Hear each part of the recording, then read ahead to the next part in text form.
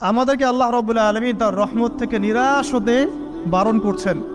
যে যত পাপ করেছে জীবনে, যদি একটা বার কেউ যদি আল্লাহ পাককে মন থেকে ডাকে, চোখ দিয়ে ঝরঝর করে পানি পড়ে, আল্লাহ পাককে বলে, সেজদায় গিয়ে পড়ে আল্লাহকে বলে রব।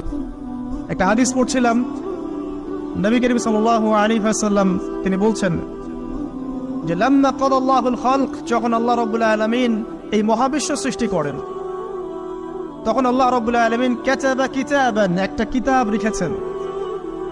একটা কিতাব আছে আল্লাহর কাছে, কাতাবা কিতাবান ফাহুয়া ইনদাহ ফাওকাল আরশ, যেই কিতাবটা আল্লাহর নিজের কাছে আছে আরশের উপরে। সেখানে আল্লাহ পাক লিখে রেখেছেন, কি লিখেছেন? ইন্না রাহমাতি সাবাকাত গদাবি, প্রতিটা ক্ষেত্রেই আমার রহমত, আমার দয়া, আমার করুণা আমার গজবকে পরাজিত করেছে।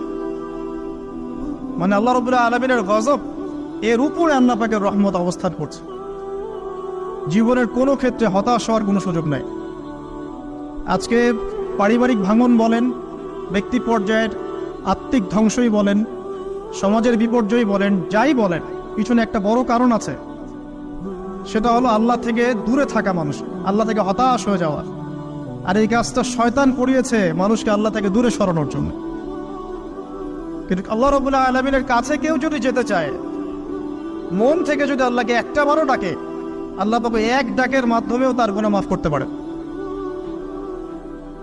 দুজন ব্যক্তির ঘটনা পড়লাম।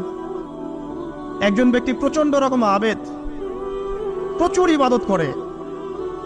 আপনারা জানেন ইবলিসও কিন্তু আবেদ ছিল, ইবলিস কিন্তু প্রচুর ইবাদত করেছে।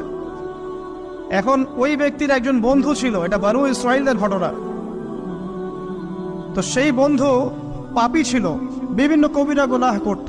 আর এই আবেদ ব্যক্তি বারবার তাকে নসিহত করত।